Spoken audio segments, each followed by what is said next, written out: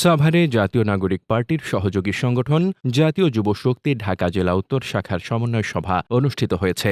১৬ June সোমবার বিকেলে জাতীয় স্মৃতিসৌধ প্রাঙ্গণে এ সভা অনুষ্ঠিত হয়। আশুলিয়া প্রতিনিধি মোহাম্মদ শামীম আহমেদের প্রতিবেদনে থাকছে বিস্তারিত। সভায় প্রধান অতিথি হিসেবে উপস্থিত ছিলেন জাতীয় যুব শক্তির কেন্দ্রীয় যুগ্ম আহ্বায়ক কাজী আয়েশা আহমদ।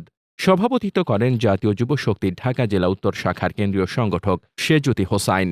সভায় আগামী দিনের সংগঠনের কর্মপরিকল্পনা ও দিক নির্দেশনা নিয়ে বিশদ আলোচনা হয়।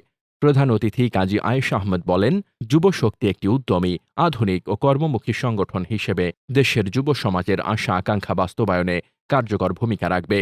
সভাপতির বক্তব্যে সেজুতি হোসাইন বলেন, কোটা নয়, বেকারত্বই আমাদের মূল আন্দোলনের কেন্দ্রবিন্দু। আন্দোলনে শহীদ ভাই বোনদের আত্মার মাগফিরাত কামনা করছি। আমরা যুব শক্তির মাধ্যমে দেশের যুবকদের বিভিন্ন প্রশিক্ষণের মাধ্যমে দক্ষ করে গড়ে তুলতে চাই এবং কর্মসংস্থানের সুযোগ সৃষ্টি করাই আমাদের মূল লক্ষ্য। তিনি আরও বলেন, আমরা চাই না অন্য কোনো রাজনৈতিক দলের মতো আমাদের কেউ চাঁদাবাজি বা অরাজনৈতিক কর্মকাণ্ডে লিপ্ত থাকুক। আমাদের সংগঠনের প্রধান লক্ষ্য স্বচ্ছতা ও জবাবদিহিতার মাধ্যমে দেশের যুব সমাজের কাছে একটি ইতিবাচক বার্তা পৌঁছে দেওয়া। আমাদের সংগঠন হবে একটি কর্মনির্ভর প্ল্যাটফর্ম, যেখানে কেউ ক্যারিয়ার গড়বে কাজ ও জনসেবার মাধ্যমে। সভায় আরও উপস্থিত ছিলেন যুব শক্তি ঢাকা জেলা উত্তর শাখার মোহাম্মদ আবির হোসাইন, মোহাম্মদ সাজিদুর রহমান, মোহাম্মদ তুহিন সহ স্থানীয় পর্যায়ের অন্যান্য নেতাকর্মীরা। অনাড়ম্বর পরিবেশে অনুষ্ঠিত এই সভায় যুবদের সক্রিয় অংশগ্রহণ লক্ষ্য করা যায়। মোহাম্মদ শামীম রেজা, দৈনিক খোলা চোখ।